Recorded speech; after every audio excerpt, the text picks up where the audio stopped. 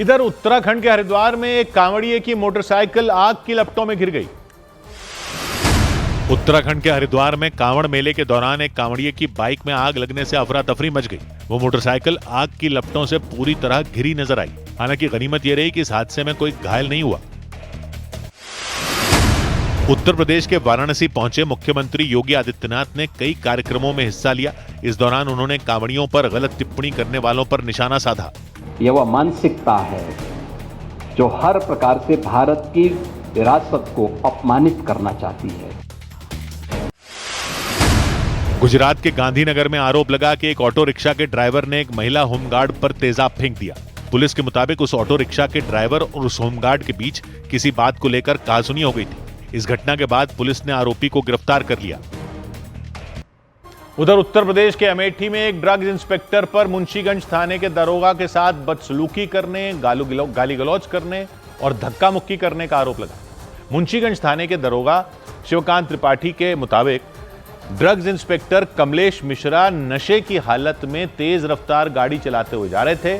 Checking के दौरान जब गाड़ी रोकने का इशारा किया गया तब उन्होंने गाड़ी भगाने की कोशिश की। दरोगा शिवकांत त्रिपाठी के मुताबिक गाड़ी रोकने के बाद कमलेश मिश्रा ने बदसलूकी शुरू कर दी और गाड़ी से उतरते ही उनका कॉलर तक पकड़ लिया और पुलिस वालों को ही धमकी देना शुरू कर दिया।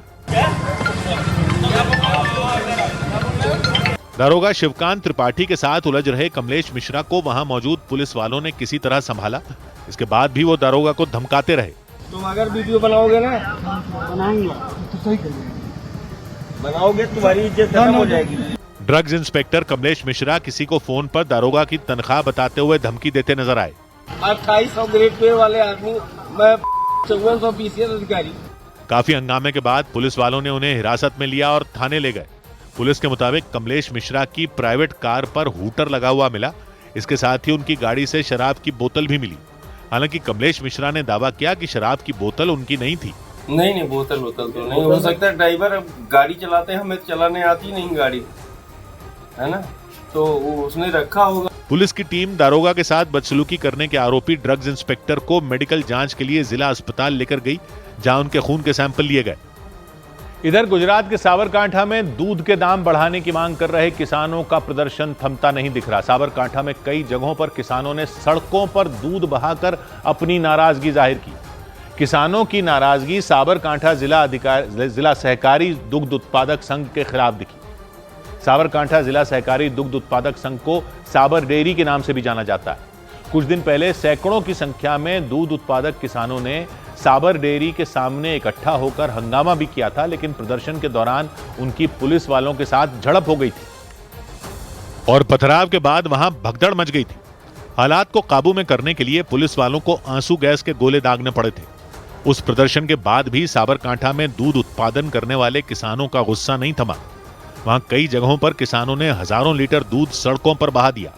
किसानों ने दूध से भरे टैंकरों के पिछले हिस्से में लगे पाइप को खोल दिया, जिसके बाद सड़कों पर दूध की ऐसी धारा बहती दिखी कि लगा जैसे वहां कोई नदी बह रही हो। कुछ जगहों पर तो प्रदर्शनकारी किसानों ने दूध के बड़े बड़े बर्तनों को सड़क पर फेंकना शुरू कर दिया। हजारों लीटर दूध बाढ़ के पानी की तरह बहता दिखा। नालियों में काफी दूर तक दूध ही दूध दिखाई दिया। किसानों के मुताबिक ऐसा उन्होंने इसलिए किया ताकि सरकार का ध्यान उनकी मांगों की तरफ खींचा जा सके। किसानों के मुताबिक साबर डेयरी की तरफ से उन्हें दूध की जो कीमतें दी जा रही हैं वो बेहद कम है, जिससे उनकी लागत भी नहीं निकल रही। उनकी मांग है कि दूध के दाम बढ़ाए जाएं। उधर उत्तर प्रदेश के आगरा में बीजेपी के एक विधायक के चाचा से मारपीट के मामले में नगर निगम के 22 कर्मचारियों पर केस दर्ज कर लिया गया। आगरा के शाहगंज इलाके में 2 रोज पहले नगर निगम की टीम चेकिंग के लिए गई थी। इस दौरान वो मिठाई की एक दुकान पर पहुंची, जहां प्लास्टिक के ग्लास मिलने पर 1000 रुपए का चालान काटा गया। वो दुकान बीजेपी विधायक भगवान सिंह के चाचा की बताई। दुकान के मालिक ने आरोप लगाया कि नगर निगम की टीम ने चालान काटे जाने के बाद अलग से पैसों की डिमांड की थी। इस मुद्दे पर दुकान के मालिक और नगर निगम के कर्मचारियों के बीच बहस हो गई, जो देखते ही देखते इतनी बढ़ गई कि वहां मारपीट शुरू हो गई। मिठाई की उस दुकान के मालिक ने आरोप लगाया कि नगर निगम में इंस्पेक्टर स्तर के एक अधिकारी समेत 22 कर्मचारियों ने इसके बाद न सिर्फ उनकी और उनके यहां काम करने वाले लोगों की पिटाई की, बल्कि जमकर तोड़फोड़ भी की। इस दौरान कुछ लोग उस दुकान में रखी कुर्सियों को फेंकते नजर आए तो कुछ शीशे को तोड़ते दिखे। उन लोगों ने काफी देर तक वहां तोड़फोड़ की। हंगामा इतना बढ़ गया कि आसपास के कई लोग वहां इकट्ठा हो गए। हालांकि कोई भी बीच बचाव के लिए सामने नहीं आया। नगर निगम की टीम जिस दुकान में पहुंची थी वो खैरागढ़ विधानसभा सीट से बीजेपी विधायक भगवान सिंह के चाचा की बताई गई। बाद में मामले ने जब तूल पकड़ लिया तो पुलिस ने नगर निगम के अधिकारी समेत 22 कर्मचारियों के खिलाफ FIR दर्ज कर ली। इधर बिहार की राजधानी पटना के एक अस्पताल में हुए हत्याकांड की जांच में जुटी पुलिस ने बताया कि वहां शेरू सिंह नाम के गैंगस्टर के गुर्गों ने हमला किया था। पटना में बदमाशों ने दिन दहाड़े पारस हॉस्पिटल में घुसकर वहां भर्ती एक मरीज की गोली मारकर हत्या कर दी थी। उस मरीज का नाम चंदन मिश्रा था और उस पर मर्डर के 10 केस दर्ज थे। एक मामले में तो उसे उम्र कैद हो चुकी थी। पुलिस के मुताबिक चंदन मिश्रा करीब 15 दिन पहले पैरोल पर जेल से बाहर आया था। हालांकि बाद में तबीयत बिगड़ने पर उसे अस्पताल में भर्ती कराया गया था। लेकिन बेखौफ बदमाशों ने अस्पताल के अंदर घुसकर चंदन मिश्रा पर गोलियों की बौछार कर दी थी। पटना के पारस अस्पताल में हुई इस गोलीबारी ने बिहार ही नहीं बल्कि पूरे देश में सनसनी मचा दी, क्योंकि हथियारों के साथ आए 5 बदमाशों ने बिल्कुल फिल्मी अंदाज में गोलियां चलाईं और फिर बड़े आराम से भाग निकले। इस घटना के बाद से ही पुलिस ने आरोपियों की तलाश में पूरी ताकत झोंक दी। इसी बीच बिहार STF के ADG कुंदन कृष्णन ने बताया कि चंदन मिश्रा की हत्या के पीछे शेरू सिंह गैंग का हाथ था।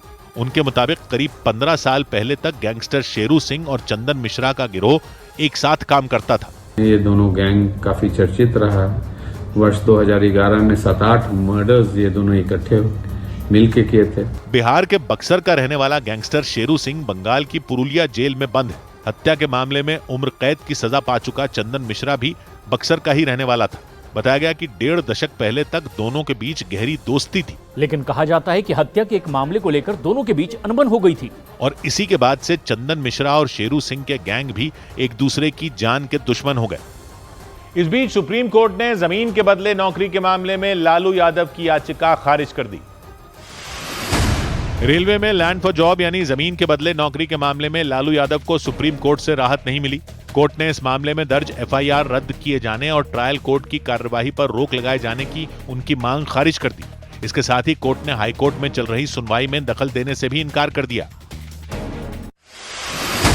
दिल्ली हाईकोर्ट ने कोरोना महामारी के दौरान तबलीगी जमात के कार्यक्रम से जुड़े मामले में 70 लोगों के खिलाफ दर्ज 16 चार्जशीट रद्द कर दी। इन लोगों पर आरोप था कि उन्होंने दिल्ली में 2020 में हुए इस कार्यक्रम में शामिल होने पहुंचे दूसरे देशों के कई नागरिकों को अपने यहां शरण दी थी। हालांकि उनके खिलाफ दायर चार्जशीट में इस बात के सबूत नहीं दिए गए थे कि उनकी वजह से कोरोना महामारी फैली थी। उत्तराखंड के हरिद्वार में दुनिया का सबसे ऊंचा भगवा झंडा लगाया जाएगा। वहां गंगा नदी के किनारे 251 फीट का ऊंचा झंडा लगाए जाने के लिए शिलान्यास कर इसकी शुरुआत की गई। ऐसे दिवस हमारी अन्य भी जो सीमाएं हैं उन सभी सीमाओं पर ऐसे भगवा ध्वज लगाए जाएंगे।